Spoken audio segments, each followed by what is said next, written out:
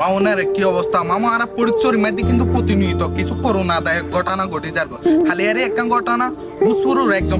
প্রবাসী মধ্যে মারা যায় আর তার দেহ হইবে এটা তুন এটা আনন্দ সমস্যার কারণে 1 বছর সময় লাগে যায় যে মাত্র হালিয়ে দেশের মধ্যে এর পড়ছি তার বড় ভাই আর তার মামাতো ভাই গিয়ে এই দেহ হইবে বাড়ির মধ্যে আনি ফেলে আর আইবের প্রথম মধ্যে তারা অ্যাম্বুলেন্সে কিন্তু মারাত্মকভাবে অ্যাক্সিডেন্ট হয় আর এই অ্যাক্সিডেন্টে তারা দুই ভাই কিন্তু জায়গার মধ্যে মারা যায় ইন্নালিল্লাই ওইনালিল্লাই রাজু মামু সুখ যদি ফল্লা দিরে মাপন যেত আজকে পুরো বাংলাদেশও মানুষের জানিত পাইতো তার ফ্যামিলির উদ্দি কি পরিমাণ কষ্ট হয়ে যায় মামু আর মনে করি প্রবাদ জীবনে বহু শুকুর হয় আসলে প্রবাদ জীবনে এনারা যে দুঃশুকুর মনে করি এনে দুঃশুকুর ন কারণ এ ভাই গরমিকে চাইলে দেখিতে পারবে সে মারা গিয়ে আজ 1 বছর হয়ে যার আর 1 বছর পরেই কিন্তু তার দেহ আজ বাংলাদেশও তাইরে পড়ছে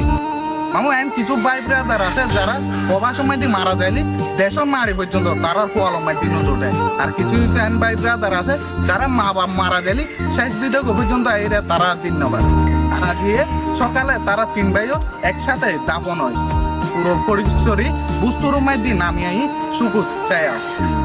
মামু দোয়া করি যাতে যে বাইক মারা গিয়ে ইনোর আল্লাহ জান্নাতুল ফেরদৌস নসিব করে আর যে বাইক ড্রাইভার আছেন ওনারাও যে একটা রিকোয়েস্ট করছেন গাড়ি ঘোড়া চলাবার সময় একটু সাবধানতা অবলম্বন করবেন আর সম্মান জানাই সেই সব অ্যাম্বুলেন্স ড্রাইভারই যারা নিজের জীবনের ঝুঁকি লইরে রুগীর জীবন বাঁচাবে লাই গাড়ি চলে